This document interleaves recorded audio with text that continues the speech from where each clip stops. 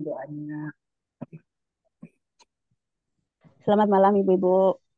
Malam ini kita akan baca dari Imamat 10 sampai 12 ya. Jadi kita ini ada 15 orang ya Bu Juli. Jadi Sampai mungkin kita baca ya Bu. sampai 13. Oh sampai 13 ya. Ya maaf maaf. Ya, sorry 10 sampai Ya. 12. Sorry maaf.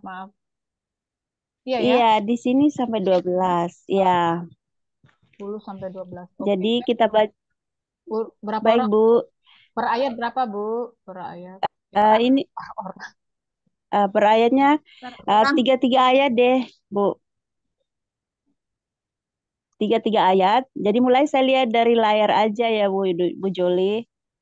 Dari layar saya urutannya dari Bu Yohana, Bu Nace, Bu Sari, Bu Sugina, Bu Dewi, Bu Sandra, Bu Aipon, Bu Eti,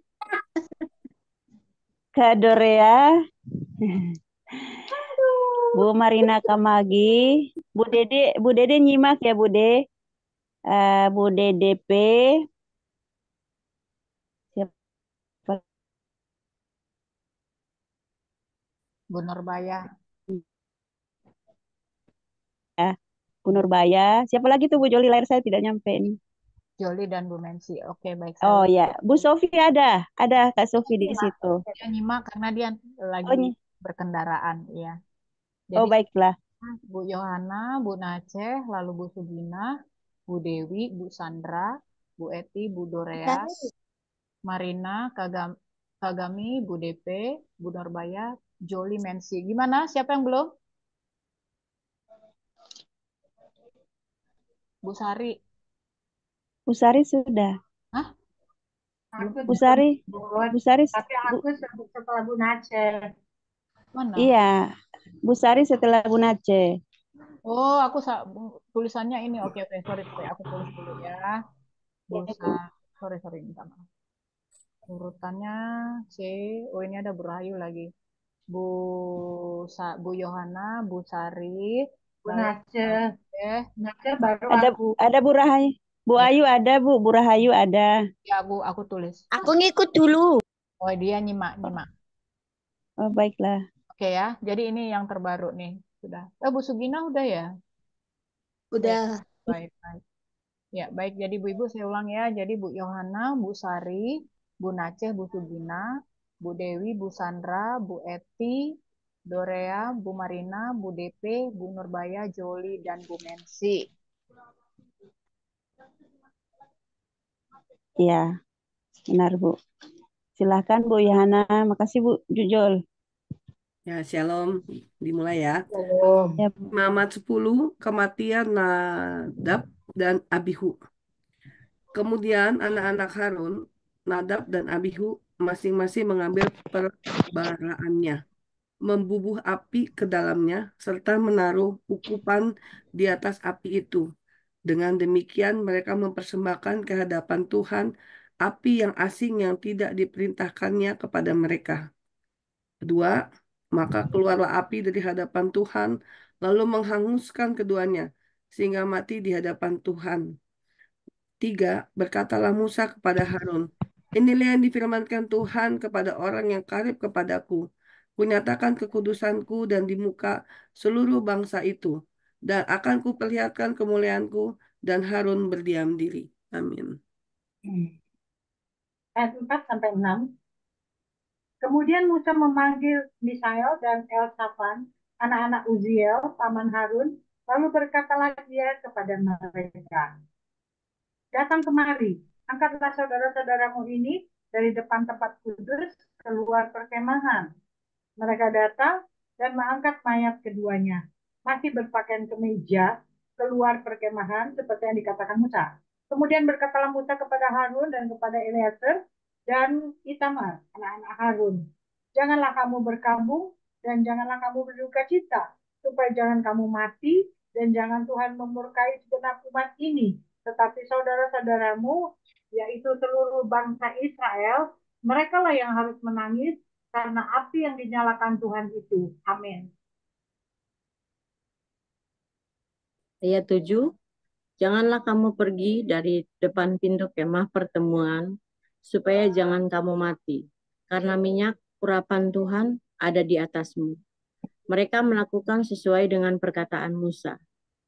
Larangan tentang minuman keras bagi imam yang menyelenggarakan kebaktian. 8. Tuhan berfirman kepada Harun. 9. Janganlah engkau minum anggur atau minuman keras, engkau serta anak-anakmu, bila kamu masuk ke dalam kemah pertemuan, supaya jangan kamu mati. Itulah suatu ketetapan untuk selamanya bagi kamu turun-temurun. Amin. Ayat 10. Haruslah kamu dapat membedakan antara yang kudus dengan yang tidak kudus, antara yang najis dengan yang tidak najis. Ayat 11, dan haruslah kamu dapat mengajarkan kepada orang Israel segala ketetapan yang telah difirmankan Tuhan kepada mereka dengan perantaraan Musa, bagian imam dari kurban. Ayat 12. Kemudian berkatalah Musa kepada Harun dan kepada Eleazar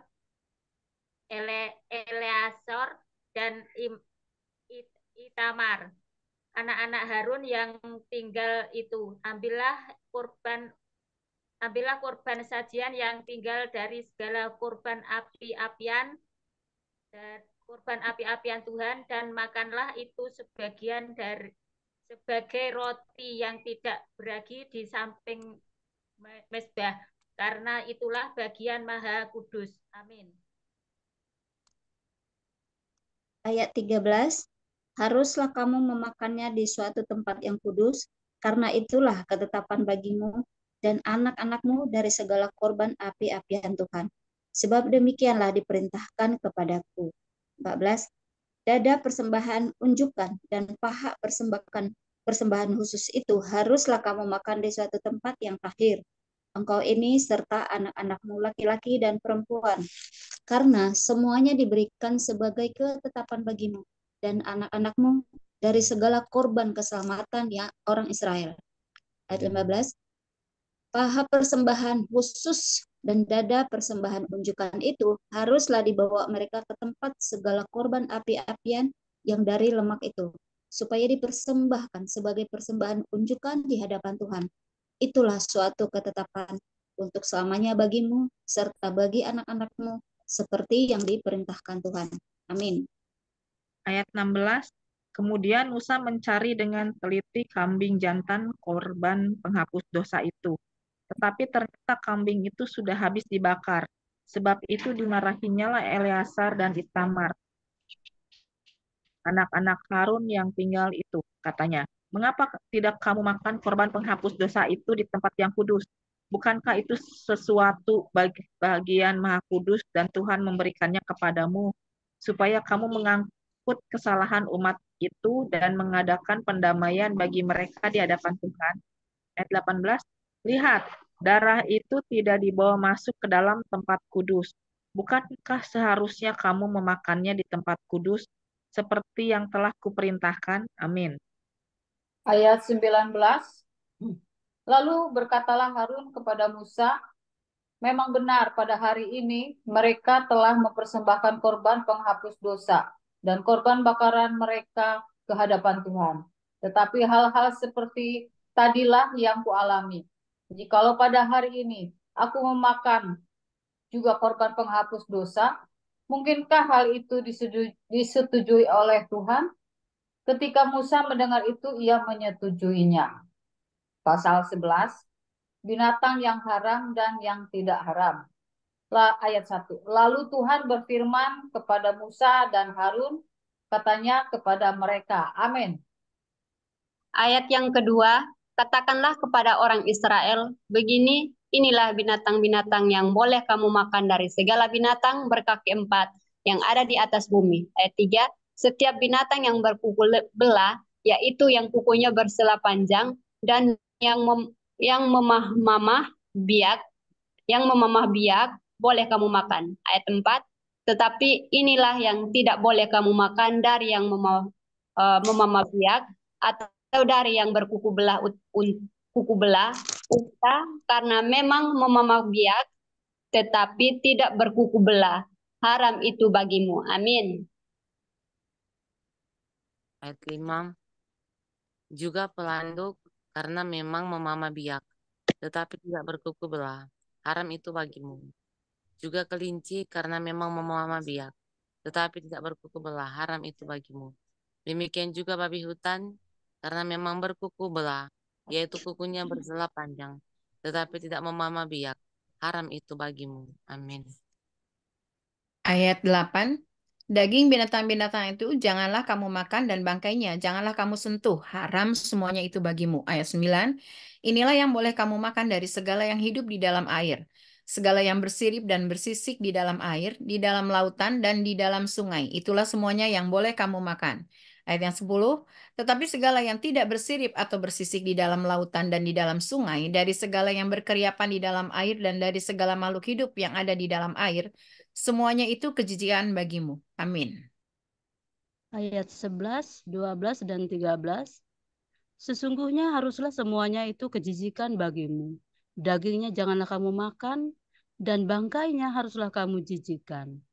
Segala yang tidak bersirip dan yang tidak bersisik di dalam air adalah kejijikan bagimu.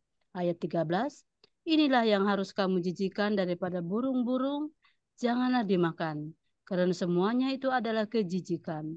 Burung rajawali, ring janggut, dan elang laut. Amin. Ayat 14, elang merah dan elang hitam menurut jenisnya. 15, setiap burung gagak menurut jenisnya. 16, burung unta, burung hantu, camar dan elang sikap menurut jenisnya. Amin.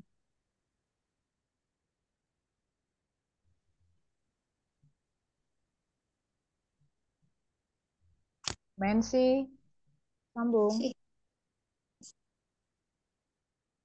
Tadi saya terpental, Bu. Sudah sampai pasal berapa? Ayat berapa? Ayat Pasal 18. Sekarang ayat 17. Ya, sekarang 17. Oh iya, ya. 17. Burung pungguk, burung dendang air, dan burung hantu besar. Burung hantu putih, burung udan, burung ering, burung ranggung, bangau menurut jenisnya, ragai, dan kelelawar. Amin. 21 ya? 20. Ini kurang 1. 20. Mensi Kurang satu. Mensi kurang 1 nih. Kurang 1 ya, 17, ayat 18, ayat 19. Bu Mensi 17, 18, 19. 20. Jangan.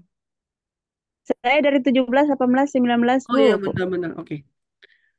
20, segala binatang yang Ya. merayap dan bersayap dan berjalan dengan keempat kakinya adalah kejijikan bagimu. 21, tetapi inilah yang boleh kamu makan dari segala binatang yang merayap dan bersayap dan yang berjalan dengan keempat kakinya, yaitu yang mempunyai paha di atas paha sebelah atas kakinya untuk melompat di atas tanah. Inilah yang boleh kamu makan dari antara belalang-belalang menurut jenisnya, yaitu belalang-belalang gambar menurut jenisnya, belalang-belalang kunyit menurut jenisnya, dan belalang-belalang padi menurut jenisnya. Amin. Ayat 23 sampai 26. Selainnya segala binatang yang merayap dan bersayap dan yang berkaki 4 adalah kejijikan bagimu. Semua yang berikut akan menajiskan kamu. Setiap orang yang kena kepada bangkainya menjadi najis sampai matahari terbenam. Dan setiap orang yang ada membawa dari bangkainya haruslah mencuci pakaiannya. Dan ia menjadi najis sampai matahari terbenam. Amin. Ayat 26, yakni segala binatang yang berkuku belah tetapi tidak bersela panjang dan yang tidak memamah biak, haram semuanya itu bagimu. Dan setiap orang yang kena kepadanya menjadi najis. 27. Demikian juga segala yang berjalan dengan telapak kakinya, di antara segala binatang yang berjalan dengan keempat kakinya, semuanya itu haram bagimu. Setiap orang yang kena kepada bangkainya menjadi najis sampai matahari terbenam. Ayat 28. Dan siapa yang membawa bangkainya haruslah mencuci pakaiannya dan ia menjadi najis sampai matahari terbenam. Haram semuanya itu bagimu. Amin.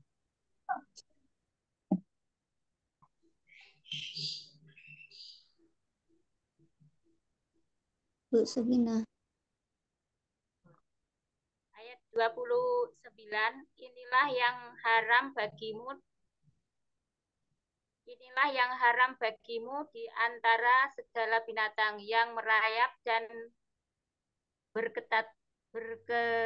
berkeriapan di atas bumi, tikus buta, tikus dan katak menurut jenisnya, dan landak, belawak, dan bengkarang, siput, dan bunglon.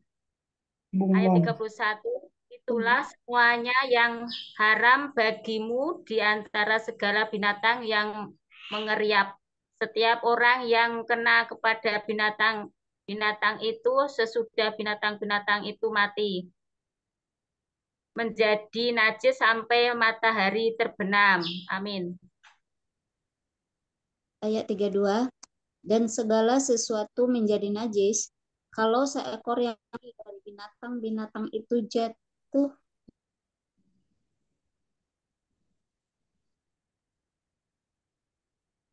Kemana? Man,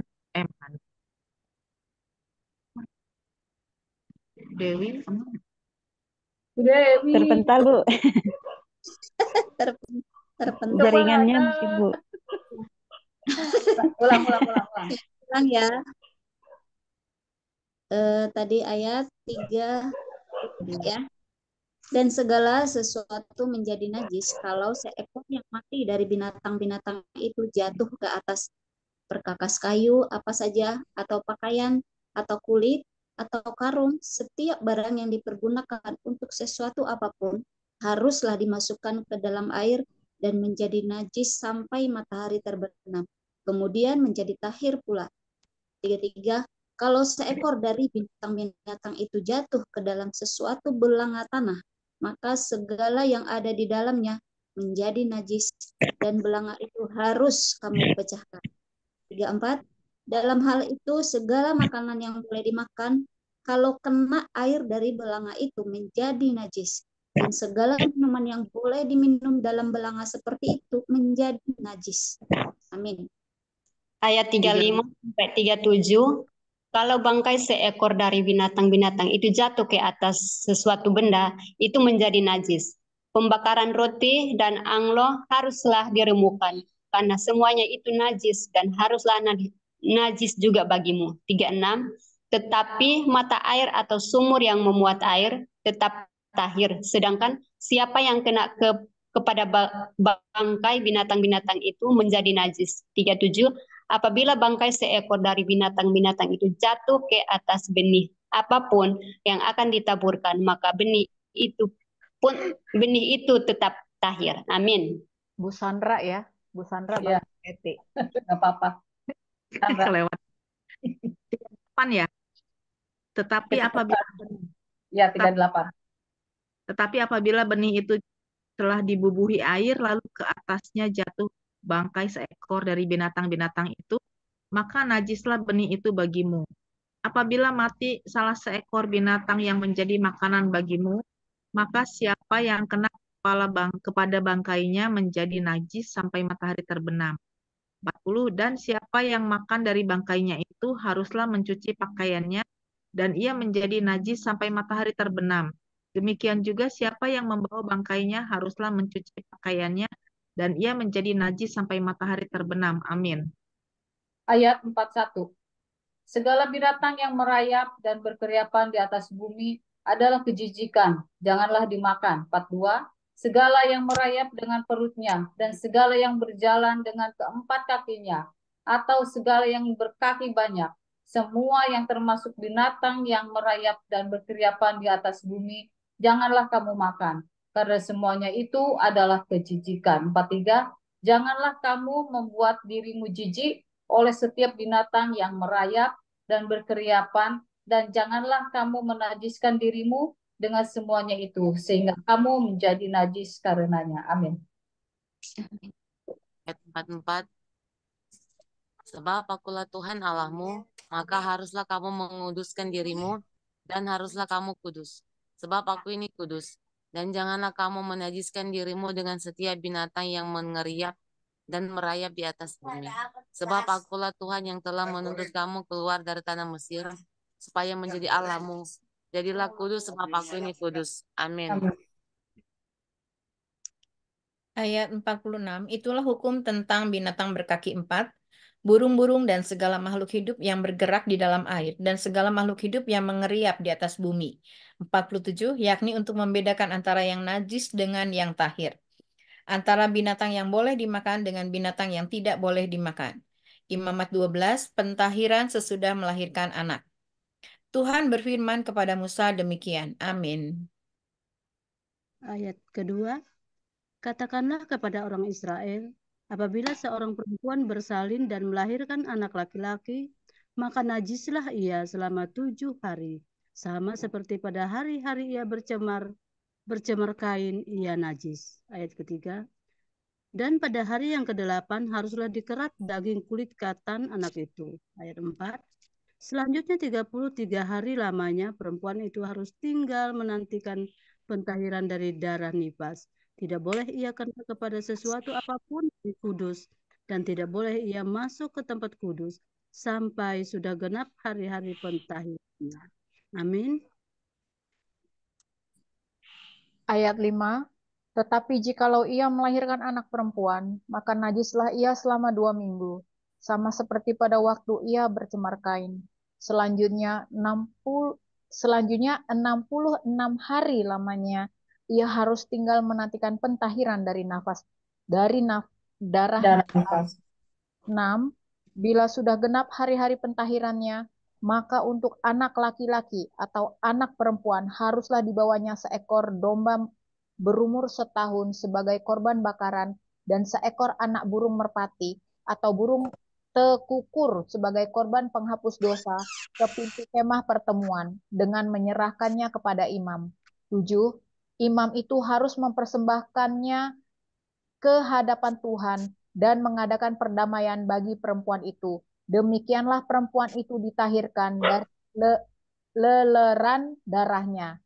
Itulah hukum tentang perempuan yang melahirkan anak laki-laki atau anak perempuan. Saya habiskan 8. Tetapi jikalau ia tidak mampu untuk menyediakan seekor kambing atau domba, maka haruslah ia mengambil 2 ekor burung tekukur atau 2 ekor anak burung merpati, yang seekor sebagai korban bakaran dan yang seekor lagi sebagai korban penghapus dosa. Dan imam itu harus mengadakan pendamaian bagi perempuan itu, maka tahirlah ia. Amin. Amin. Terima kasih Ibu-Ibu. Silakan Bu Jole.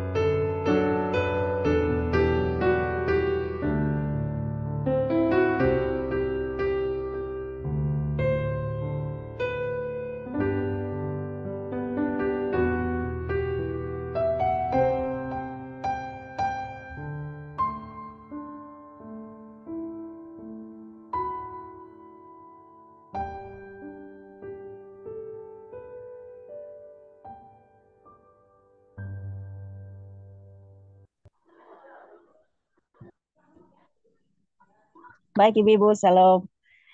Kita sudah membaca ya tadi Imamat 10 sampai 12. Silakan Ibu-Ibu yang sudah mendapatkan rema, boleh di-sharingkan bagi kita semua. Baik, Silakan Ibu-Ibu. Ya, baik Bu. saya Bu ya. Ya. Bentar, ya. Baik, rema saya sebentar. Baik, jadi rema saya Bu Mensi itu di Imamat 10 ya. Dan itu kebetulan ayat 1, tapi saya tidak membaca semua, saya hanya bacakan yang menjadi rema saya. Dengan demikian mereka mempersembahkan ke hadapan Tuhan api yang asing yang tidak diperintahkannya kepada mereka. Maka keluarlah api dari hadapan Tuhan, lalu menghanguskan keduanya sehingga mati di hadapan Tuhan. Di sini saya melihat bahwa jadi Nahab dan Abihu itu dia mau mempersembahkan kepada Tuhan, tetapi sayangnya apa? Dia itu tidak taat, tidak dengar-dengaran itu tadi loh dengan Tuhan ya. Nah, makanya kan di situ dibilang mereka mempersembahkan ke hadapan Tuhan api yang asing, yang tidak. Nah, saya menekankan yang tidak diperintahkan Tuhan kepada mereka, sehingga Tuhan itu membumi hanguskan mereka lah ya, seperti itu, sehingga mereka mati. Nah, ini saya melihat bahwa penting juga untuk kita, bahwa kadang-kadang kita melakukan sesuatu yang sebenarnya itu Tuhan itu tidak perintahkan. Jadi melakukan segala sesuatu itu menjadi akhirnya sesuatu yang sia-sia, gitu ya. Sia-sia karena apa? Karena itu tadi kita itu mengandalkan manusia kita, bahwa kita mampu, kita bisa, kita merasa bahwa aku sudah melakukan apa yang dikehendaki Tuhan, sudah melakukan seperti apa yang Tuhan perintahkan. Nah, seperti itu. Nah, kita bisa melihat kepada ending biasanya ya, ending daripada apa yang kita lakukan. Kalau endingnya itu tidak baik, ya, itu kalau ending apa yang kita lakukan itu tidak berjalan mulus, maka itu sebentar saya coba mute supaya saya bisa konsentrasi ya. Oke, kayaknya dari mana nih yang suara motor tadi? Oke. Jadi kita merasa bahwa kita itu melakukan sesuatu itu seperti yang diperintahkan Tuhan. Benarkah itu yang diperintahkan Tuhan? Jangan sampai nanti ketika kita sudah melakukan yang menurut kita secara manusia itu sesuai seperti yang diingini Tuhan, tetapi sesungguhnya tidak, dan itu akan menjadi sia-sia gitu ya. Makanya ketika kita mau melakukan sesuatu, terutama saya pinjam bahasanya Rahayu ya, proyek Tuhan, itu memang kita perlu kepada diri kita itu kita benar-benar perlu surrender.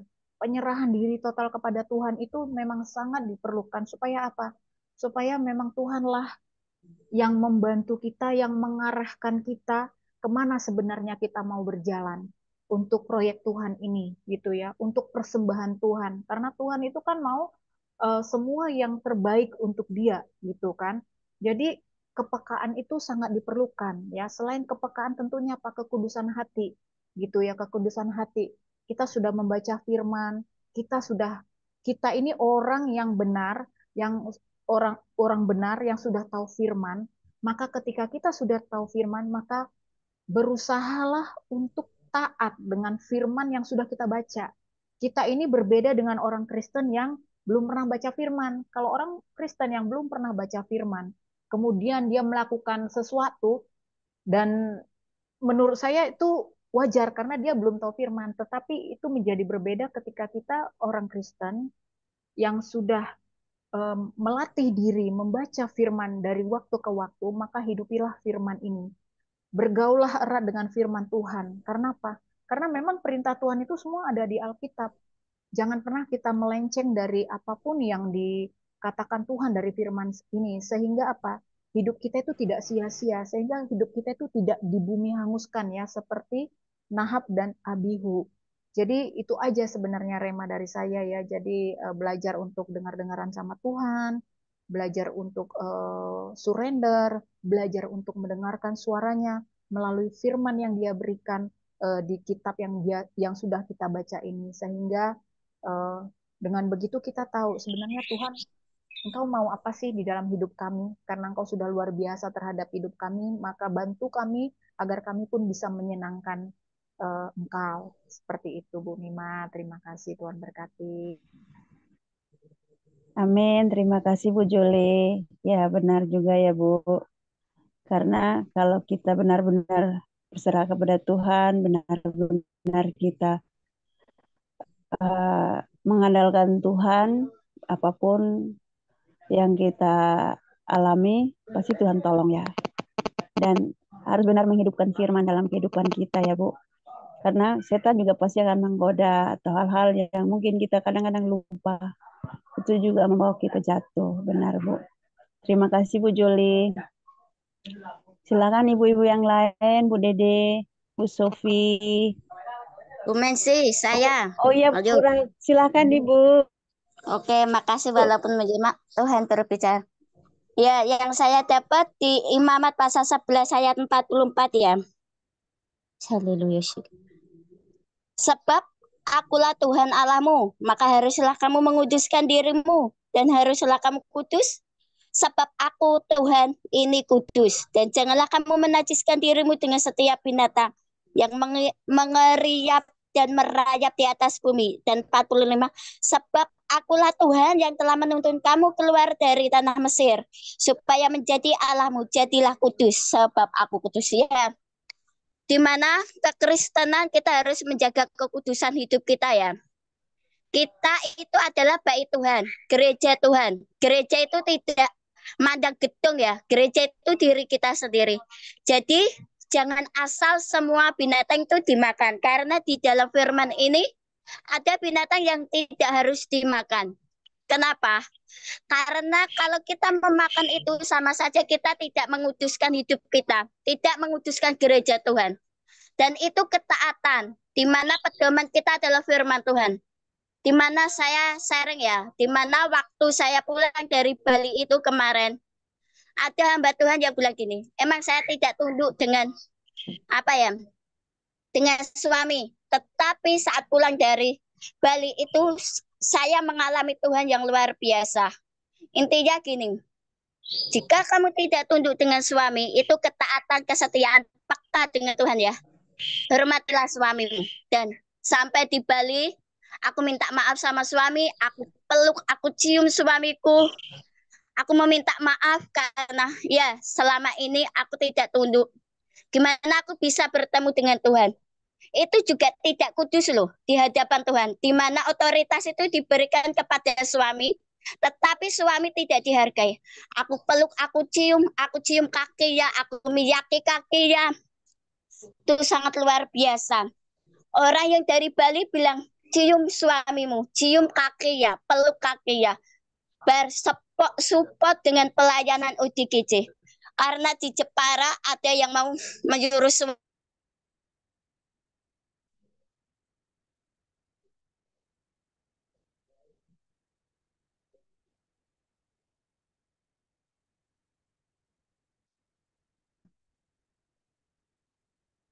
Ini di saya yang nge-freeze atau Rahayu? Bu Ayu. Rahayu Bu. Dia peluk suaminya, dia cium suaminya, jadi nge-freeze. Bisa aja. Pasti ini Ibu iPhone ini. Yang mental. Oke. Ya, masih tentang pelayanan ini dan suami. Dan aku taat dan aku menguduskan dengan hidupku, walaupun orang meremehkan pelayanan ini kayak stuck di sini, tetapi ada yang mendukung. Berdoa. Jika kamu taat dengan Tuhan, kamu harus support suamimu. Karena suami itu adalah otoritas Tuhan yang dikasihkan kepada kamu. Karena kita ada satu daging. Ya. Jadi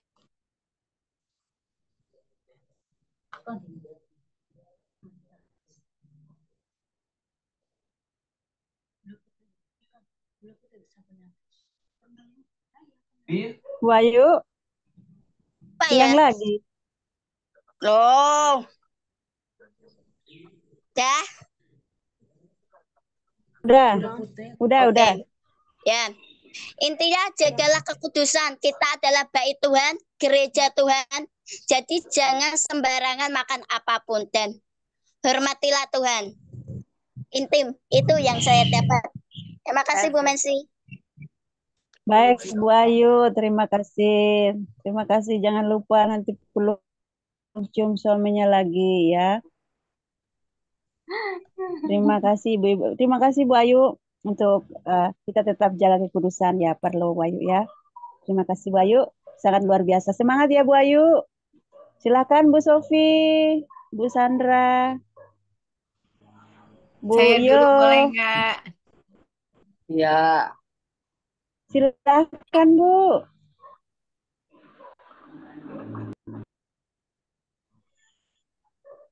Oh, Siapa Bu Dede kan? Oh. iya, iya. Ya Bu Dede ya. Saya baca dari Imamah 11, mumpung Bu Ayu tadi ngomongin Imamah 11, saya dapat juga dari Imamah 11. Kalau Bu Ayu tadi kan di ayat 44 sampai 45. Kalau saya dapatnya di ayat-ayat pertama, Bu. Sebenarnya ini kan sempat dulu-dulu tuh saya baca ini waktu awal-awal tuh saya nggak terlalu paham. Pas tadi kita baca ulang, saya baca ulang lagi di sini kan. Lalu Tuhan Allah berfirman, lalu Tuhan berfirman kepada Musa dan Harun katanya kepada mereka katakanlah bla bla bla bla. Kenapa Tuhan harus ngomong mengenai makanan atau binatang yang harus dimakan dan tidak boleh dimakan oleh orang-orang Israel? Ketika kita lihat ya perjalanan orang-orang Israel keluar dari tanah Mesir itu kan orang-orang Israel itu terkenal dengan tegar tengkuk dan tamak. Aduh, sorry.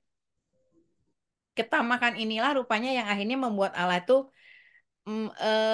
harus menjagai mereka dengan makanan-makanan yang harus mereka makan.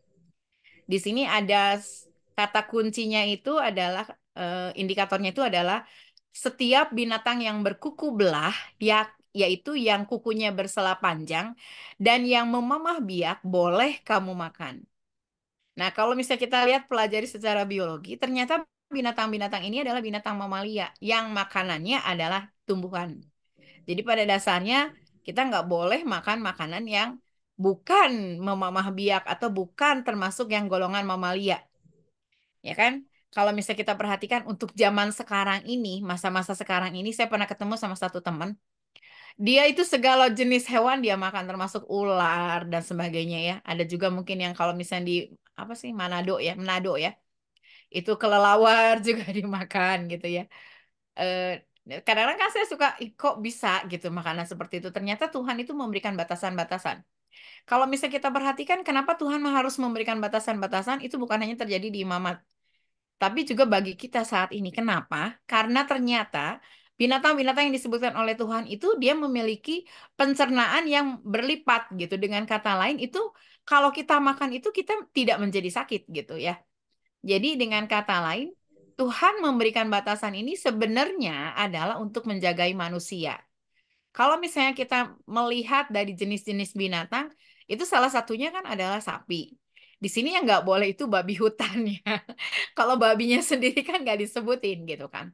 Tapi dengan kata lain, semua makanan yang disebut berkuku belah dan apa namanya di sini memamah biak itu makanan yang memang si pencernaannya itu nggak hanya satu gitu. Dengan kata lain, kalau dia menjadi daging di dalam tubuhnya dia binatang itu sendiri, diolah dengan baik oleh manusia, itu bisa menimbulkan kesehatan yang luar biasa. Dengan tanda kutip ya, tidak berlebihan.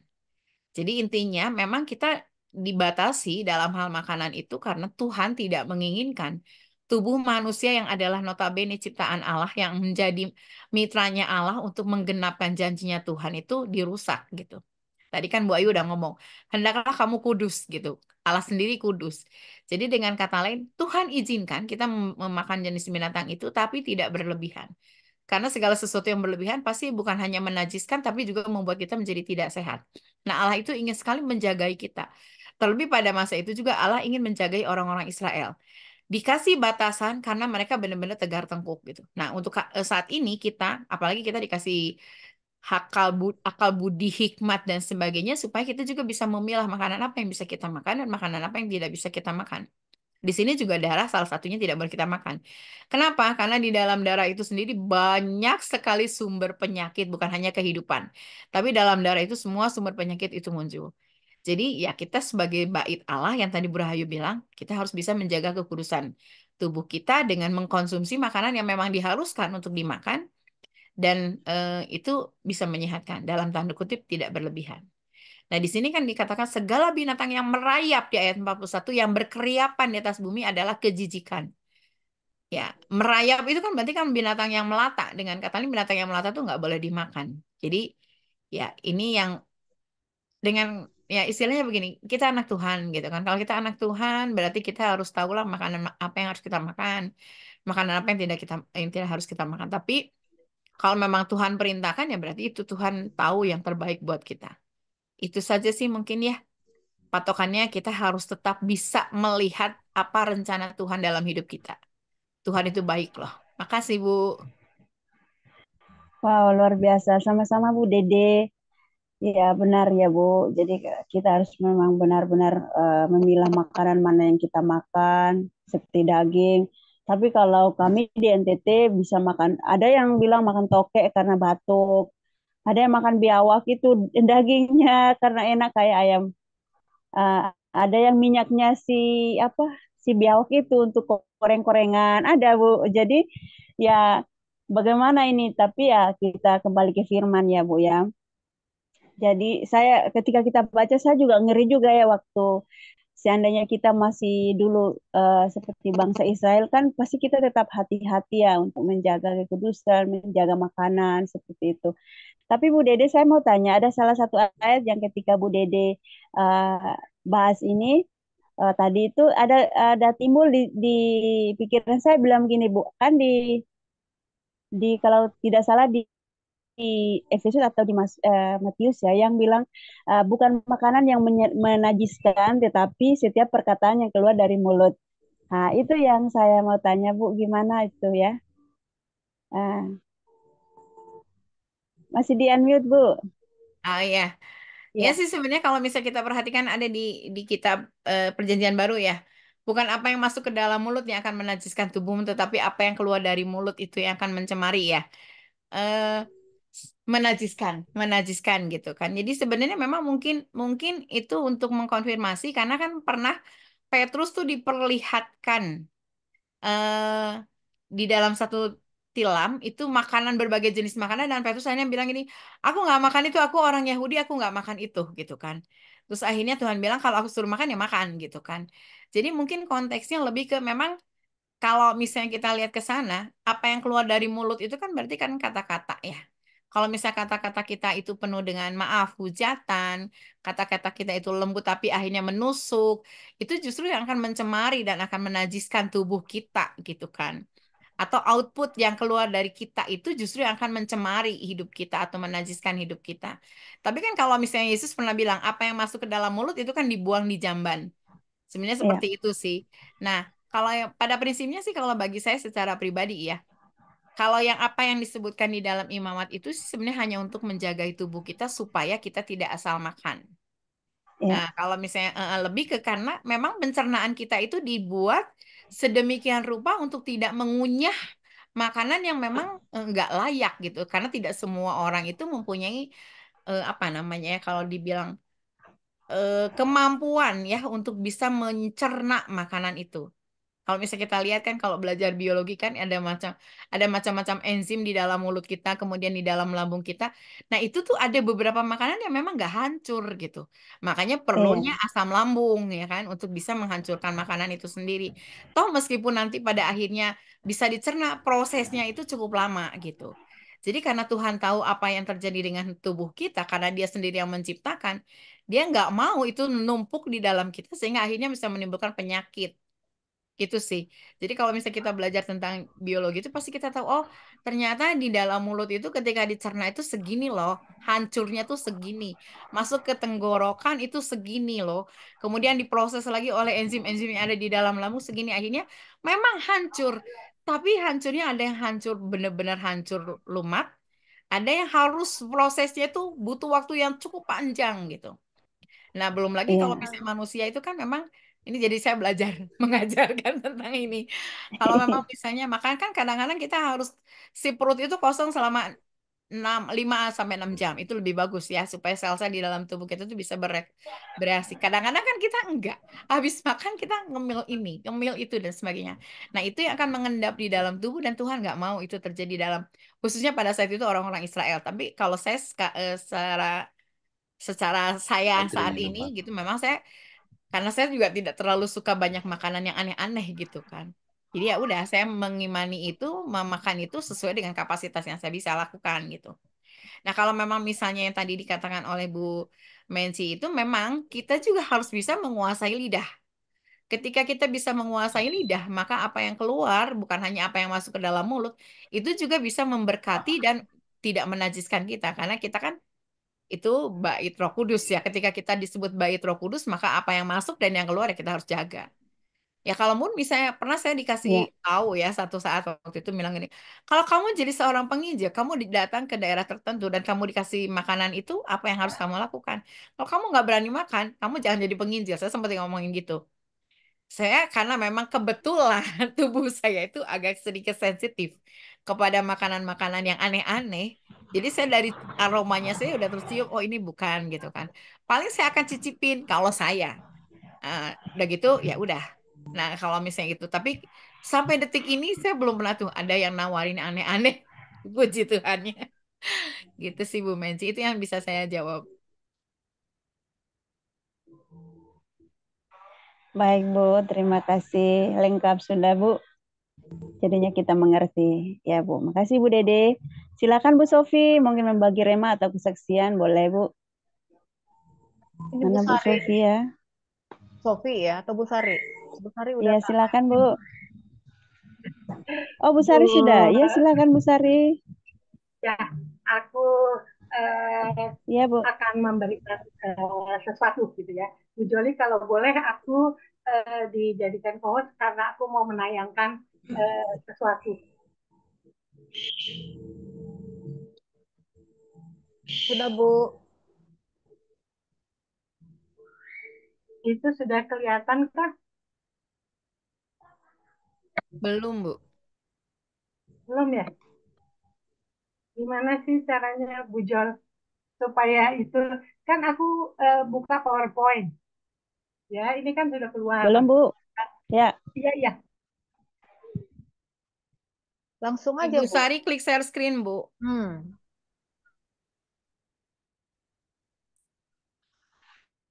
Bu Sari malah freeze. Menjadi patung. Nah, Bu Sari, sayang banget. Bagaimana cara menayangkannya? Aku punya PowerPoint. Ibu Sari buka PowerPoint-nya dulu. Sudah. Terus ada klik share screen, ada yang hijau, tanda panah ke atas, share screen, tulisannya Iya. di Zoom-nya. Share screen. Enggak, Zoom meeting aja. Enggak ada. Enggak tampak di mananya ya, Bu? Kalau di saya di paling bawah, Bu. Iya, ini udah aku coba klik di PowerPoint. Udah keluar kan? Tapi nggak ada notifikasi apa-apa lagi. Nggak ada Itu di layarnya ada tulisan share. nggak ada. Oh, nggak ada. Nggak ada. Harusnya di mana ya share-nya? Oh, ada, Deng. Ada. Oh, itu udah aku klik. Tuh, sudah kah? Belum muncul. Ya, sudahlah. Nggak ngerti aku, Bu Joli. Bagaimana cara menayangkannya. Waduh, udah tak buat jadi ini loh. Iya, iya, ini Kirim ke email palingan. nggak keluar dia. Hah? Nggak keluar. Bisa, Bu.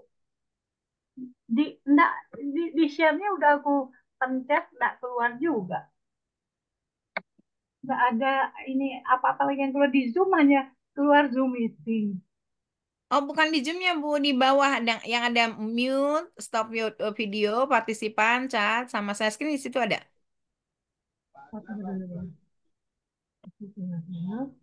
Oh, di sini. Stop video, security. Oh, share screen ya? Iya, betul. Ya, ya, ya, ya. Share screen. Mana dia? Share screen cari itunya PPT-nya. Sorry ya, maaf sebentar. Oh, Sabar, Bu, sabar. ya enggak keluar dia. Nah, udah Keluar kah? muncul nih. Udah muncul. Keluar. Keluar. Keluar ya. Nah, ini mungkin ya aku mau berbagi sama ibu-ibu ya, bahwa sudah kelihatan kan ini ya, apa Kelihatan, Bu. namanya petanya ya. Jadi gini, kalau kita lihat di peta zaman ini ya, itu eh, dari Adam sampai Abraham itu kan berlaku agama Yahudi ditambah budaya Yahudi yang terdiri dari Talmud ya. Lalu dari Abraham sampai Yesus itu berlaku sebagian agama Yahudi. Nah, ketika Musa memberikan hukum Taurat di sini kira-kira 1.500 tahun sebelum Yesus. Nah, ini kan diberikan hukum Taurat. Jadi hukum Taurat itu berlakunya dari Musa sampai Yesus gitu, ya. Nah, karena hukum Taurat ini terlalu berat untuk dilaksanakan oleh manusia, karena 99,9% dilakukan, 0,01 tidak dilakukan. Semua yang sudah dilakukan 99,9% itu menjadi batal, ya. Jadi karena terlalu berat, makanya Yesus datang untuk menggenapi hukum Taurat. Hanya Yesus yang bisa melakukannya. Nah, Yesus menggantinya dengan Injil. Injil itu isinya apa? Kasih karunia. Ya, jadi setelah Yesus, jadi ini kan salib kan ya. Nah, setelah salib Yesus itu berlaku hukum kasih karunia.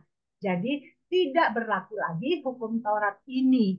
Jadi kita sekarang ini berada di bawah Injil yang berisi hukum kasih karunia. Ya, itulah ya ceritanya sehingga yang kita baca tadi di dalam imamat itu adalah hukum Taurat. Ya, kita lihat begitu jelimetnya, begitu apa namanya susah.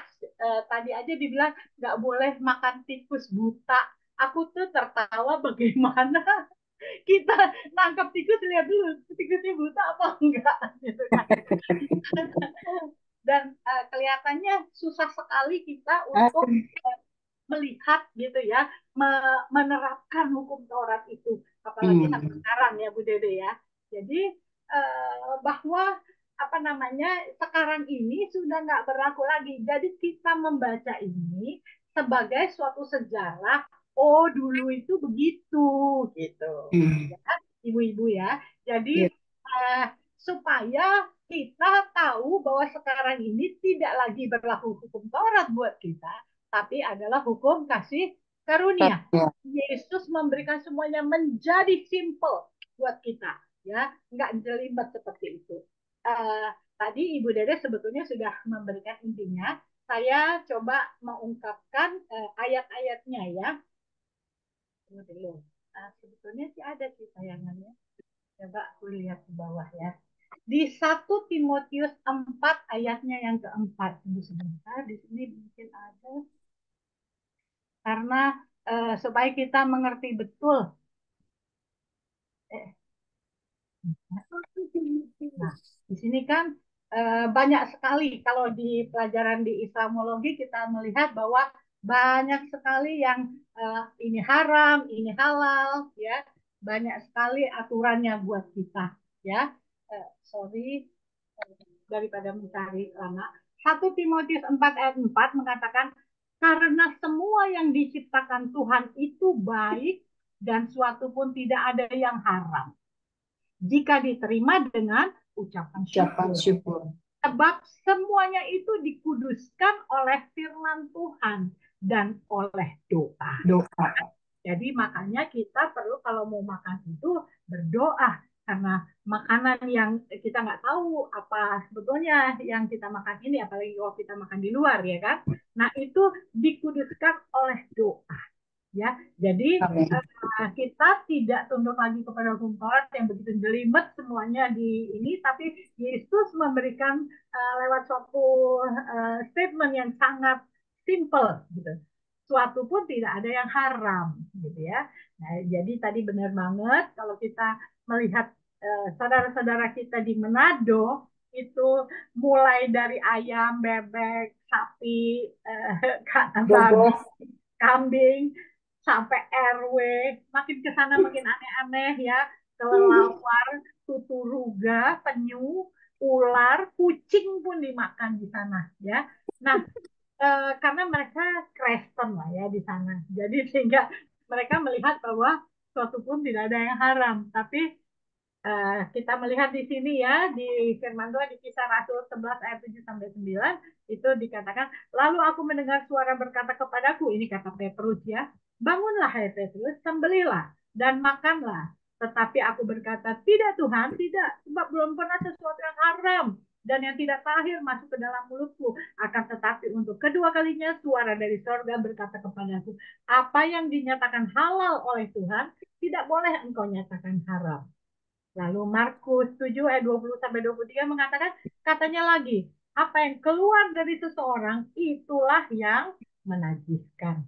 Sebab dari dalam, dari hati orang, timbul segala pikiran jahat, percabulan, pencurian, pembunuhan, perzinahan, keserakahan, kejahatan, kelicikan, hawa nafsu, iri hati, hujat, kesombongan, kebebalan. Semua hal-hal yang jahat ini timbul dari dalam dan menajiskan orang. Jadi bukan yang masuk ya, tetapi yang keluar dari kita itu yang menajiskan orang ya. Menurut hukum kasih karunia, bukan yang masuk ke mulut yang haram, karena makanan yang masuk ke mulut sudah disucikan dengan doa sebelum dimakan. Yang menajiskan justru yang keluar dari tubuh ya. Jadi supaya kita nggak bingung-bingung lagi, kita pegang firman Tuhan. Dari firman Tuhan ini kita tahu bahwa Yesus sudah membuat segala sesuatunya simple ya. Jadi tidak lagi kita ketakutan ini boleh apa enggak ya, boleh apa enggak ya gitu. Jadi kita semua itu asal berguna ya. Jangan karena kalau di sana makan babi kalau kepepet boleh gitu ya. Jangan kita pakai cara mereka kalau kepepet kita makan segala macam ya. Tetapi biarlah kita berhikmat, ini berguna apa tidak. Kalau nggak berguna, ya nggak usah lah ya dimakan. Ya, kira-kira begitu ibu-ibu, Ibu Joli, terima kasih. Aku ini ya, top share ya. Terima kasih. Tuhan memberkati. Terima kasih Bu Sari untuk penjelasannya buat kita malam ini ya Bu, agar kita tetap berhati-hati ya. Tapi puji Tuhan sudah dijelaskan mengenai itu. Terima kasih Bu Sari. Mungkin Kak Dorea boleh sharing sedikit. Iya, Silakan. perkenalkan saya Ida ya, sahabatnya Dorea. Halo Kak Ida, Kak Dorea. Iya, ini saya dapat rema dari pasal 12 ayat 8. Tetapi jikalau ia tidak mampu untuk menyediakan seekor kambing atau domba, maka haruslah ia mengambil 2 ekor burung tekukur atau 2 ekor anak burung merpati, yang seekor sebagai korban bakaran dan yang seekor lagi sebagai korban penghapus dosa. Dan imam itu harus mengadakan pendamaian bagi perempuan itu, maka tahirlah ia. Yang saya dapat di sini dari yang ayat 8 ini melambangkan akibat kejatuhan umat manusia ya. Kejatuhan manusia ke dalam dosa. Nah, ketika manusia jatuh dalam dosa, kita butuh kasih karunia. Nah, ketika kita butuh kasih karunia, di situ harus ada ketaatan. Itu sih yang saya dapat dari ayat 8 dalam hari ini. Dan itu kembali ke diri saya sendiri sih. Jadi harus ada ketaatan ketika kita jatuh dalam dosa. Ya begitu aja Kak Mercy.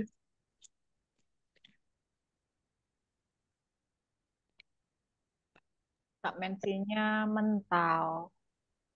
Nah, ini muncul lagi dia. Muncul. Bu Mensi. Nah, Bu Mensi. Ya, Sofi mau lanjut? Bu Sugina. Bu Sugina belum pernah denger ngomong lu. Masih malu-malu ya, tapi mau. Ayo.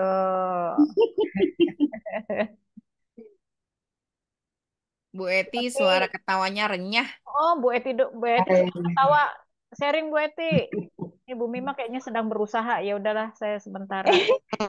Sudah Bu, sudah saya Oke, siap. masuk lagi, ya ampun. Ya, ya terima kasih ya Kak Idan penjelasannya. Sama-sama Kak Mensi. Lalu kita mungkin ada ibu-ibu yang lain yang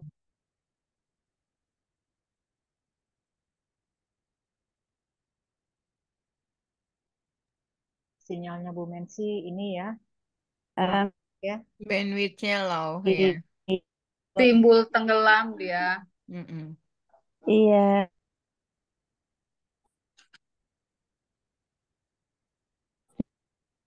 Halo, Bu Mensi. Silakan Bu.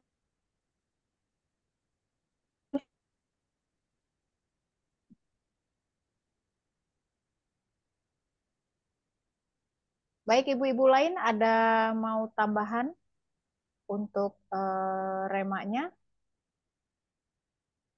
Kalau Sebentar dari lagi. saya, Bu, Baik, Bu Eti.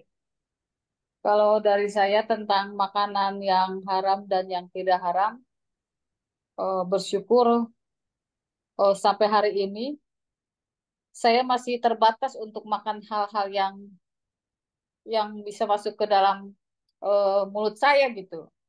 Jadi puji Tuhan, Tuhan sudah ngasih batasan di perjanjian lama di Taurat tersebut. Bersyukur sampai hari ini ya tinggal gimana kitanya ya mau melakukannya atau tidak gitu ya. Tuhan sudah kasih rambu-rambu di Tauratnya, tetapi ketika di perjanjian baru sudah dibatalkan, sudah silakan mau makan, tetapi ya dengan batas-batas kali ya. Dan bersyukurnya saya masih dengan kebiasaan makan yang seperti Bu Dede terbatas gitu ya, tidak tidak kalau makan daging pun ya 1-2 potong sudah, tidak hanya terbatas di ayam dan sapi tok. Itu saja dari saya, Bu. Boleh ditambahin Bu Joli? Ya, silakan Bu. Boleh aku tambahin ya Bu Joli ya? Ya, boleh Bu. Sari. Bu Evi, gini Ya, loh. Bu. Kita kan ex-Muslim. Ya. Di sana kita tahu babi itu haram. Betul. Jadi di sini nih sudah Ya. terpola di otak kita babi haram, babi haram, babi haram. Ya. Jadi kita nggak berani memasukkan sesuatu yang haram ke mulut kita, gitu loh. Betul, Bu. Nah, Ya. tetapi itulah yang mesti kita ubah pola pikir kita. Ya, bahwa sekarang diganti cara berpikirnya bahwa babi ini tidak haram, ini pemberian Tuhan, jadi kita boleh memakannya. Nah, ketika ini sudah dikoreksi yang ada di otak kita, ya, karena kuncinya di otak, Bu. Nah, nanti baru kita bisa makannya. Dulu saya kalau makan babi, Bu, mencret abis-abisan. Karena pola pikirku dulu babi itu haram, terus perutku mules, terus mati mencret gitu. Tapi ketika pola pikir ini yang diubah bahwa no, kata Tuhan, semua yang Tuhan ciptakan itu baik gitu. Betul. Jadi itu tidak haram. Jadi ketika kita yang mengatakan kepada diri kita sehingga pola pikir kita berubah, Jadi itu menjadi fine-fine aja. Sampai sekarang kita makan subroyobon, Bu. Pakai kaki babi dan itu enak sekali ya. Jadi dan saya ini bergaul dengan teman-teman ex-muslim, itu permasalahannya itu di sininya ini loh. Nah, ketika kita sudah bisa mengubah pola pikir kita, mengatakan tidak, ini tidak haram ya, dan ini boleh dimakan kata Tuhan. Nah, baru berubah. Jadi teman-teman yang sudah bisa mengubah pola pikir, baru dia bisa makan. Tapi kalau sepanjang dia belum bisa mengubah pola pikirnya, itu yang sampai sekarang yang dia sakit perut lah, yang dia pusing lah, yang dia muntah, yang dia mentret kalau makan babi ya, karena pola pikir kita itulah yang menentukan ya, karena kita ex-muslim yang mengatakan bahwa itu haram gitu. Begitu kira-kira tambahan dari aku, Bu Betul, Eti. Bu. Bu Iya, Eti, Bu nanti kalau ke Eti. Bandung saya masakin babi buat Bu Eti. Ayo, Berantem Bu. mau Jangan menyampaikan, Iya. kalau perjanjian lama tidak dipakai sampai kasih karunia ini, kenapa perjanjian lama masih dibaca? Tentang ini loh. Karena sekarang kan semua binatang dimakan, kayak babi, ular, berbiawa itu. Padahal kan di perjanjian lama ada, ya, emang di perjanjian baru emang semua dikuduskan, ditahirkan Tuhan. Tapi kan di perjanjian lama masih ada, kita kan masih baca di firman perjanjian lama ini. Tidak hanya di perjanjian baru saja loh. Gitu yang saya dapat. Makasih. Ya, ya Bu Ayu, Boleh terima boleh kasih. aku Bagaimana ini menjawabnya? tanggapannya? Boleh aku menjawabnya, Bu Eti? Bu Sari, Bu Sari. Silakan, Ya, silakan Bu. karena hukum Taurat ini menjadi sejarah sekarang.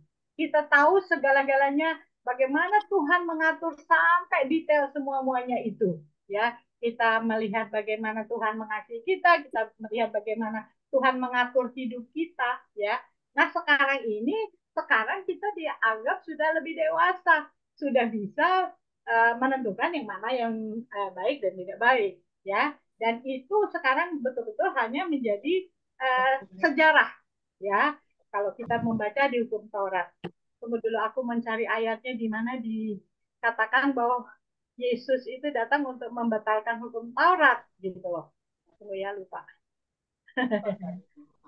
Nah, Galatia 3 ayat 24 mengatakan, jadi hukum Taurat adalah penuntun bagi kita sampai Kristus datang, supaya kita dibenarkan dengan iman, karena iman.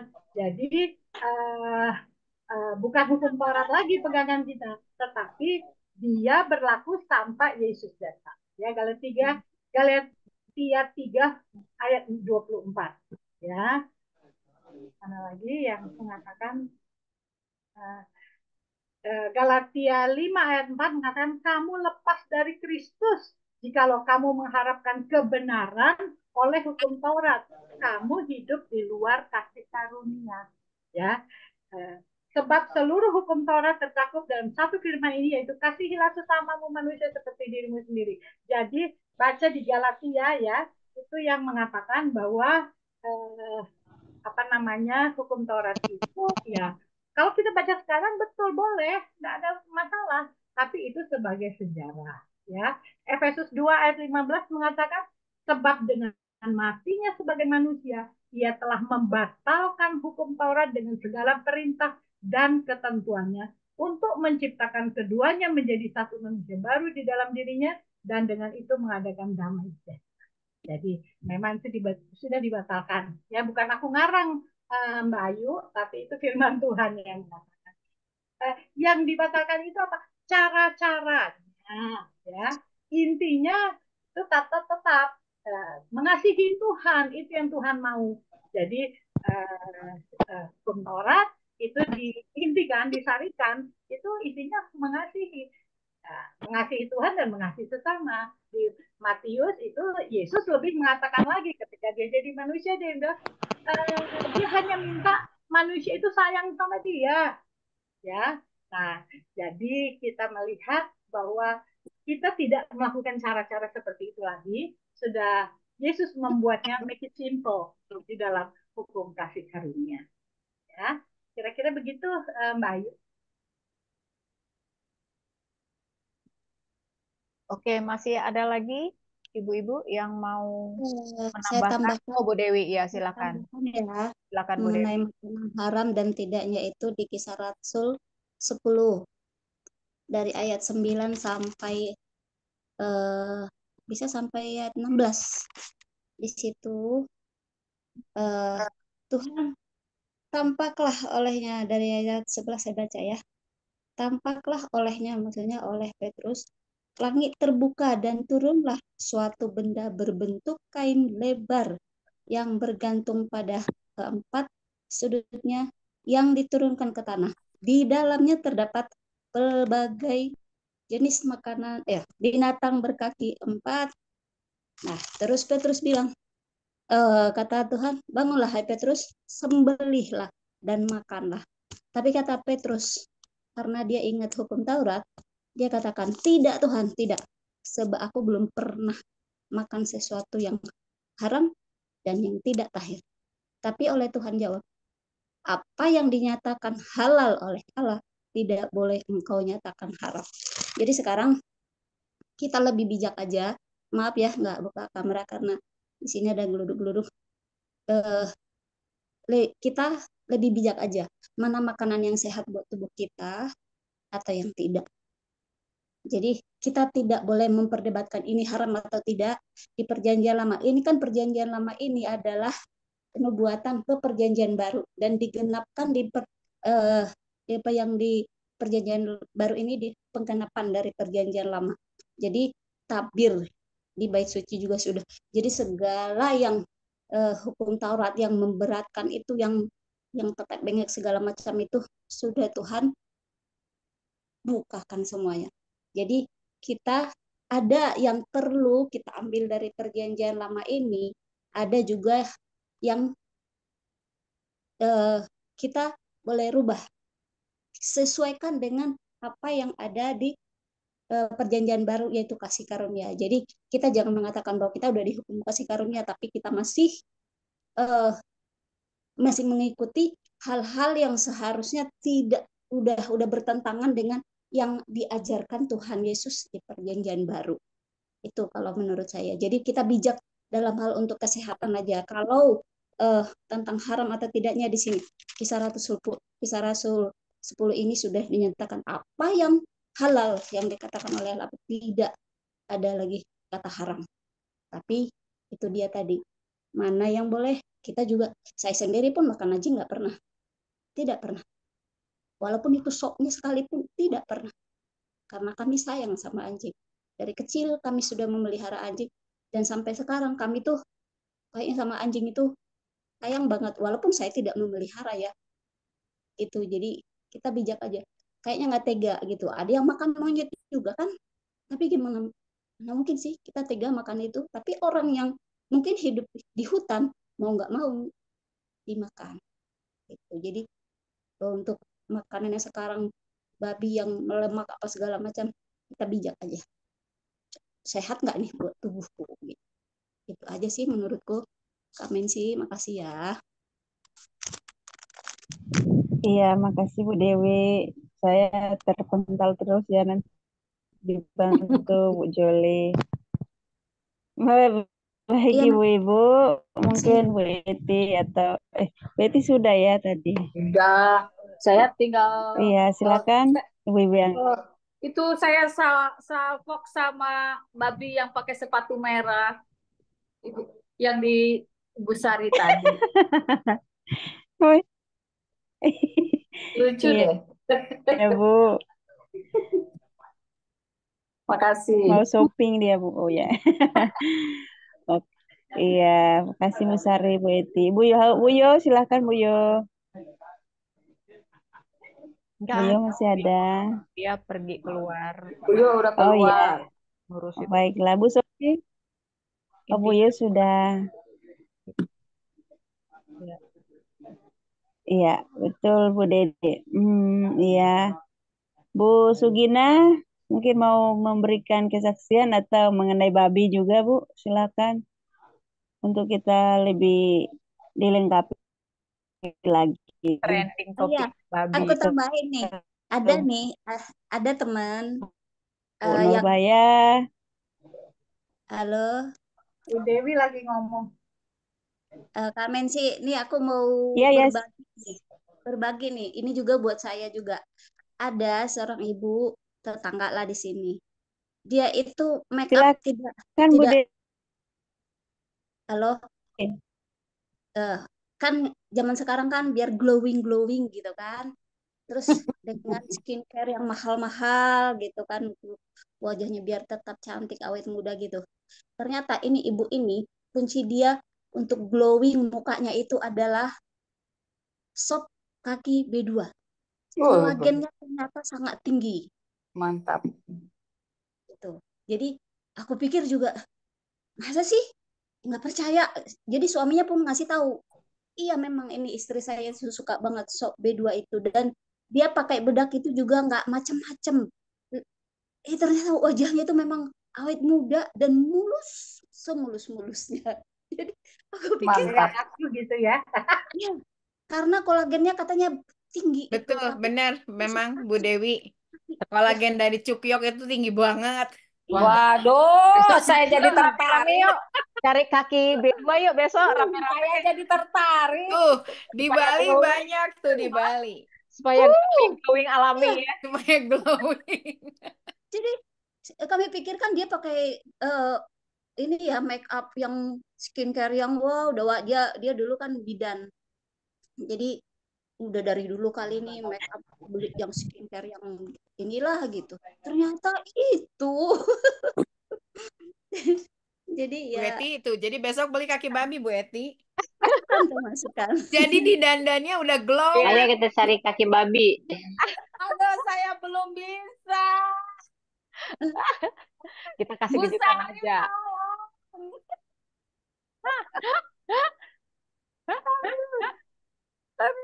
Oh, alah.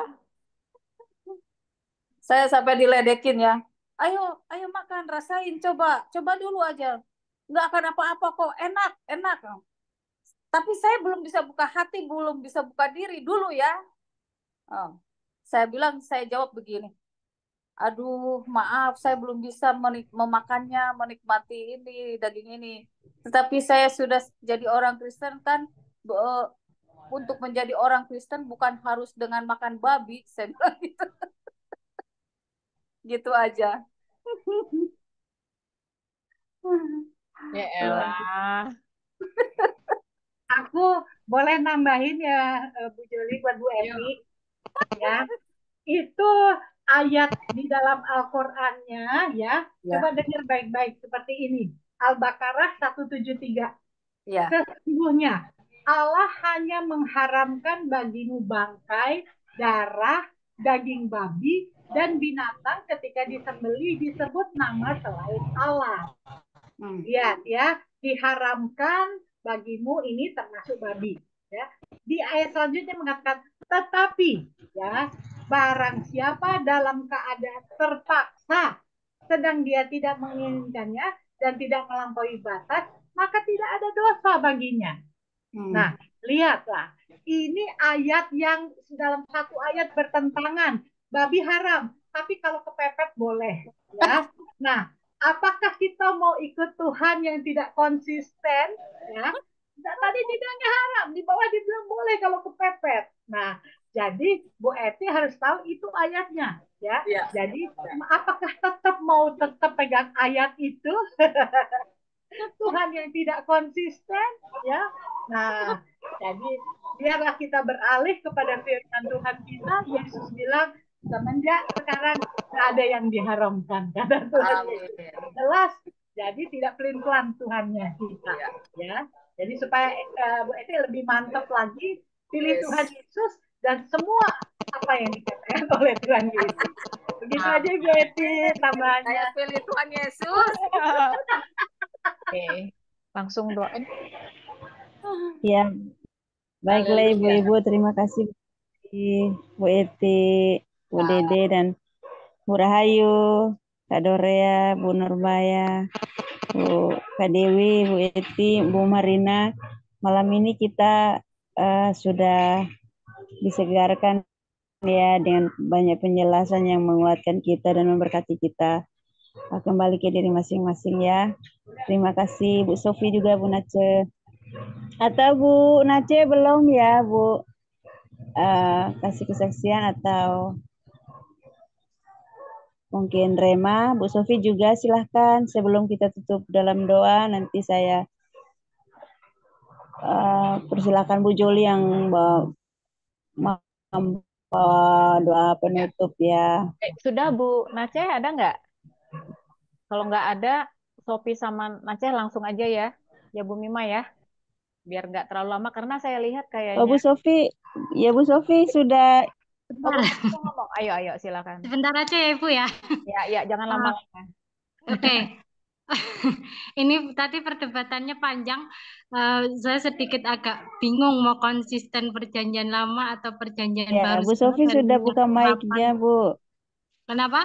Sudah Bu. Sudah. Bu Sofi. Agak ruwet dari perjanjian lama ke perjanjian baru. Mohon maaf ya Bu, saya masih belajar dan tadi saya mendengarkan sharing-sharing ini tentang kekonsistenan. Kalau untuk saya sebagai orang baru, anak Tuhan yang baru, saya lebih konsisten ke hukum kasih karunia Tuhan. Amin. Itu aja. Kalau untuk bukan tidak mengkonsisten perjanjian lama, tapi untuk saya lebih konsisten untuk ajaran Tuhan Yesus saya pribadi.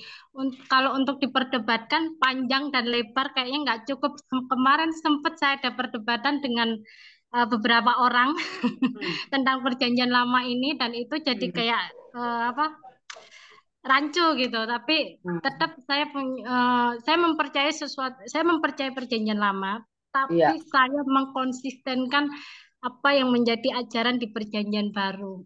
Dari itu aja Ibu, terima kasih. Hidup Tuhan Yesus. Yes. Baiklah. Amin. Amin. Baik ya, karena suaranya aku lihat ada beberapa yang internetnya menggap ya. Jadi baik, rasanya sudah ya Bu Mensi ya. Baik Ibu-ibu, kita akan tutup dalam doa. Bu Mensi, udah ya, oke. Kita akan tutup dalam doa. Jadi tadi pokok doanya itu ada 3 ya. Jadi ini minta maaf saya penunjukan langsung ya. Untuk doa kita akan bagi. Jadi Ibu Rahayu saya minta tolong untuk mendoakan untuk persiapan pernikahan anaknya Ibu Eti yang akan dilakukan di tanggal 22 Juni nanti. Lalu Ibu Dede dengan hormat minta tolong membantu mendoakan pelayanan Ibu Rahayu ya untuk memberikan les gratis kepada anak-anak di sekitar. Nah, nanti saya yang akan mendoakan KKR dan doa penutup untuk kita semua, ya. Ibu Dede yang mana nih? Ini Ibu DP, sorry, Ibu DP. Oh, saya. Pelayanannya Ibu Rahayu ya dengan suami untuk memberi les gratis kepada anak-anak. Dan Ibu Rahayu masih ada ya? Ibu Rahayu untuk persiapan Ibu Eti yang akan menikahkan anak tanggal 22 Juni nanti. Baik, silahkan Ibu Rahayu. Oke, mari kita satukan hati untuk Bu Eti. Haleluya, haleluya. Bapak di dalam kerajaan surga, terima kasih puji syukur atas malam hari ini Bapak. Pada malam hari ini kami sepakat satu unity, bersatu hati Bapak, berdoa untuk Bu Eti, yang dimana Bu Eti mau mengadakan pesta untuk anaknya nanti di tanggal 22 nanti Bapak. Kami percaya Bapak setiap dana sudah Engkau persiapkan.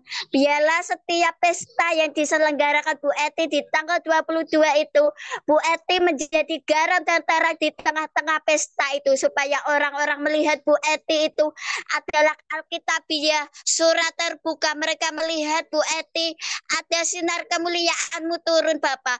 Mereka datang tidak sekedar datang untuk menikmati pesta, menikmati makanannya, tetapi menikmati biarlah penghiburan yang disediakan, pesta yang disediakan Bu Eti. Mereka datang dengan membawa datang tidak sekedar datang tetapi pulang membawa sukacita yang luar biasa. Karena itu adalah pesta yang kau turunkan kepada anakmu Bu Eti Bapak. Biarlah anakmu Bu Eti ini benar-benar berharap bersandar kepadamu Bapak. Biarlah pesta itu mengundang hadiratmu tidak secara pesta duniawi Bapak, tetapi juga pesta rohani. Mereka mengalami hadiratmu melalui hidup Bu Eti di tengah-tengah, di mana dalam firman-Mu serigala mengaum-ngaum dan engkau engkau asikera para kami ada di tengah-tengah serigala itu, tetapi kami tidak termakan oleh serigala itu, tetapi juga begitu pula dengan Bu Eti Bapak, supaya Bu Eti tidak terpengaruh dengan orang-orang di sekelilingnya, tetapi Bu Eti benar-benar mengutamakan Engkau, berharap kepadamu, benar-benar hadiratmu turun di tengah-tengah pesta itu melalui Bu Eti dan juga keluarganya yang sudah melayani Engkau, mengutamakan Engkau. Kami percaya pesta itu tidak pesta biasa-biasa saja, melainkan pesta yang luar biasa, pesta yang Engkau berkati, pesta yang Engkau sertai dari awal hingga akhir. Orang-orang yang datang membawa hadirat-Mu pulang dengan sukacita. Terima kasih Bapak, terima kasih biarlah pesta di tanggal 22 yang diadakan Bu Eti itu Engkau berkati, Engkau hadir di tengah-tengah mereka. Demi nama Tuhan Yesus kami berdoa dan mengucap syukur. Haleluya, amin. Thank you, God. Terima kasih Tuhan Yesus. Sungguh kami bersyukur Tuhan kalau Engkau sendiri yang sudah menaruhkan hatimu kepada Ibu Rahayu dan suami. Kami juga bersyukur Tuhan kalau Engkau sendiri yang sudah memberikan visimu kepada Ibu Rahayu dan suami. Kalau mereka berinisiatif Tuhan untuk memberikan les gratis kepada orang-orang di sekitar mereka Tuhan. Kami tahu itu adalah visimu, mimpimu, keinginanmu Tuhan. Supaya akhirnya Ibu Rahayu dan suami boleh menjadi terang di dalam kegelapan di wilayah mereka Tuhan. Mereka juga boleh menjadi garam yang akan mengasinkan, memberi rasa kepada banyak orang Tuhan. Lewat pelajaran yang mereka akan berikan secara gratis, mereka bukan hanya mengajar Tuhan, tapi mereka boleh mengimpartasikan roh-Mu kepada banyak orang. Mereka juga boleh mengimpartasikan kebenaran-Mu kepada banyak orang Tuhan. Sehingga lewat pengajaran yang mereka berikan, mungkin waktunya tidak sebanyak mereka di rumah Tuhan. Tapi lewat itu Tuhan, Allah membuat quality time yang tepat Tuhan. Sehingga firman itu boleh termanifestasi dalam hidup mereka. Dan terimpartasi dalam hidup mereka kepada banyak orang Tuhan. Baik anak-anak, orang-orang dewasa, siapapun yang mereka berikan pengetahuan itu Tuhan. Kami minta darah Yesus Engkau yang mengurapi mereka. Engkau juga yang menguduskan mereka. Engkau juga yang memberikan kepada mereka kemampuan. Anugerah yang daripada surga. Sehingga segala hal yang mereka lakukan, segala hal yang mereka kerjakan, itu bahkan membawa keharuman bagi tempat di mana Bu Rahayu dan suami tinggal Tuhan. Kami berdoa bersyukur kalau Bu Rahayu sudah memiliki satu sikap tunduk kepada suami. Biarlah kita itu juga boleh menjadi satu contoh dan teladan bagi ibu-ibu yang ada di sekeliling rumah mereka Tuhan. Sekali lagi Tuhan, Kau yang memberkati pelayanan Ibu Rahayu, apapun yang menjadi kerinduan Kau terwujud lewat keluarga ini Tuhan. Bahkan Kau juga yang memberkati anak-anak mereka Tuhan, sehingga anak-anak mereka juga boleh menjadi anak panah di tangan pahlawan yang siap untuk dilesatkan pada masanya nanti. Berkati sekali lagi Tuhan pelayanan-pelayanan yang dikerjakan oleh Ibu Rahayu. Engkau sendirian terus campur tangan dalam segala sesuatunya. Engkau mencukupkan segala sesuatunya. Bahkan Engkau memberikannya secara berkelimpahan. Sehingga banyak orang-orang yang ditolong, banyak orang-orang yang diselamatkan, banyak orang-orang yang dibawa kepada Engkau Tuhan.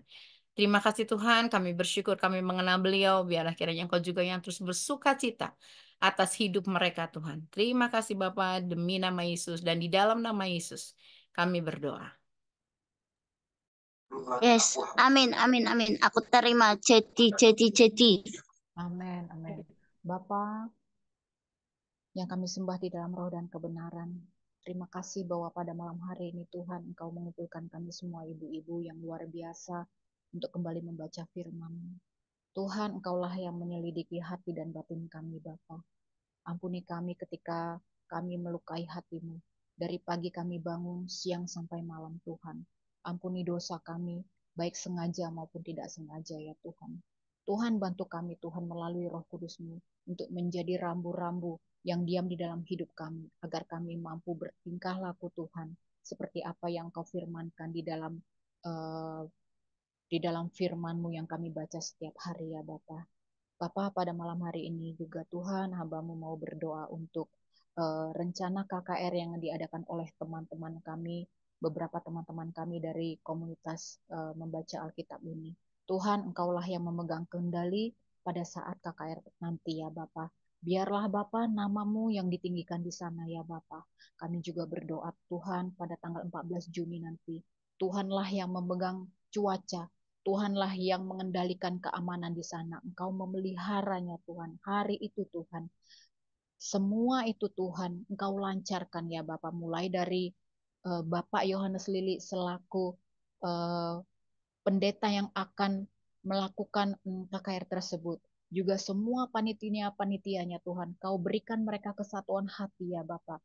Kerendahan hati dan penundukan diri Tuhan. Dan melakukan semua ini Tuhan dengan ketulusan hati. Bukan karena untuk kepentingan-kepentingan tertentu ya Bapak. Tuhan, aku percaya Tuhan, Engkau akan menyelidiki hati mereka. Dan Engkaulah Tuhan yang menyatukan hati mereka Tuhan. Mampukan mereka Tuhan agar mereka mampu menguduskan hati mereka. Sehingga Tuhan KKR ini Tuhan benar-benar berjalan sesuai dengan kehendak-Mu. Sesuai dengan rencana-Mu ya Bapa. Hamba juga berdoa Tuhan, biarlah peserta yang hadir akan mengalami lawatan, kesembuhan, dan pelepasan. Demikian juga Tuhan, Engkaulah yang mengurapi pemusik, demikian juga singernya ya Bapa. Demikian juga Tuhan, ruangan untuk ibadah nanti Tuhan, Engkaulah yang menguduskannya ya Bapa. Semua peralatan yang dipakai Engkau juga menguduskannya. Para tamu undangan, pemimpin-pemimpin gereja yang diundang, agar mereka sinergi dan mempunyai visi yang sama ya Tuhan, untuk menyenangkan hati-Mu. Tuhan, hamba juga berdoa Tuhan, untuk kami semua yang ada di Zoom ini ya Bapa.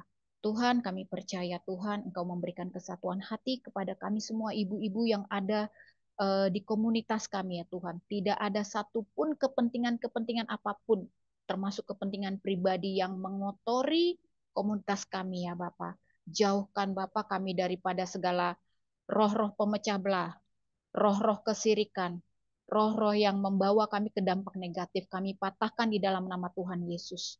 Grup kami Tuhan adalah grup yang tulus, grup untuk yang benar-benar mencari Engkau, grup yang benar-benar untuk ibu-ibu yang ingin bertumbuh bersama di dalam Engkau ya Bapa. Dan bantu kami Tuhan agar dapat menopang satu sama lain. Tuhan, hamba juga berdoa Tuhan untuk ibu-ibu di sini. Kami percaya Tuhan, Engkau akan membawa keimanan kami naik terus ya Bapa. Engkau juga akan memberikan kami Tuhan hati yang seperti Bapa, seperti anak-Mu Yesus ya Bapa. Engkau menopang hidup kami dan kami percaya Bapa bahwa Engkau memberikan kami menjadi kepala bukanlah ekor. Engkau memberkati kami dan kami akan menjadi berkat bagi sekitar kami ya Bapa. Kami juga percaya Bapa, Engkau membuat apa saja yang kami lakukan Tuhan berhasil di dalam nama Tuhan Yesus. Engkau menguduskan kami semua ibu-ibu yang ada di Zoom ini dan semua ibu-ibu yang ada di grup komunitas membaca Alkitab Tuhan. Engkau melayakkan dan Engkau membenarkan oleh darah Yesus. Tuhan, kami percaya Tuhan Engkau juga menopang kesehatan kami, menopang kesehatan Ibu Sari ya Bapak, menopang kesehatan Ibu Dede, menopang kesehatan Ibu Nace, menopang kesehatan Ibu Sugina, Dewi, Dorea, Sofi, Ibu Eti, Rahayu, Ibu Marina, Ibu Ridawati, Ibu Dede, Ibu DP, Ibu Nurbaya, dan juga hamba-Mu sendiri ya Bapak. Tuhan, Engkau menjauhkan kami daripada sakit penyakit ya Bapa.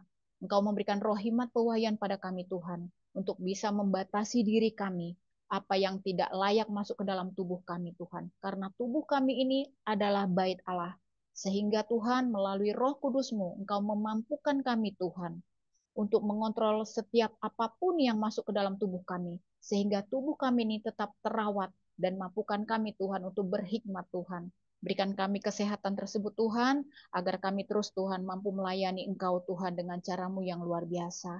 Tuhan, hamba juga berdoa Tuhan untuk pilar keluarga kami. Topang keluarga kami Tuhan, Berikan kami dalam satu keluarga masing-masing Tuhan, satu hati, unity Tuhan. Engkau juga menjamah anggota-anggota keluarga kami Tuhan, yang mengenal, yang sudah Kristen sejak awal, tetapi mereka belum mengalami Engkau. Tuhan, kami percaya, satu orang bertobat, maka seluruh keluarga akan Engkau selamatkan. Itu juga kerinduan kami ya Bapak. Engkau menjamah keluarga kami Tuhan. Dan kami percaya melalui caramu Tuhan, mereka akan mengalami Engkau ya Bapak. Dan kami percaya Bapak, keluarga kami juga akan Engkau selamatkan ya Bapak. Dan kami mempunyai kerinduan juga Bapak, agar keluarga kami itu bisa bersatu. Bagi keluarga kami yang masih jauh, Engkau dekatkan Bapak, dan mampukan kami Tuhan, agar kami menjadi satu keluarga yang mampu melayani Engkau dan bersaksi Tuhan akan kebesaran-Mu di dalam kehidupan kami. Kami juga berdoa Tuhan, Engkau menopang kehidupan perekonomian kami ya Bapak, keuangan kami Engkau pelihara. Engkau tidak membiarkan kami ibu-ibu yang ada di komunitas pembaca Alkitab ini kekurangan ya Bapak. Engkau mencukupkan kami ya Bapak. Burung pipit di udara Engkau pelihara, demikian juga hidup kami Tuhan. Jauhkan Tuhan segala roh bersungut-sungut daripada kami ya Bapa. Mampukan kami, mulut kami untuk bersyukur atas setiap berapapun yang Engkau berikan kepada kami ya Bapa.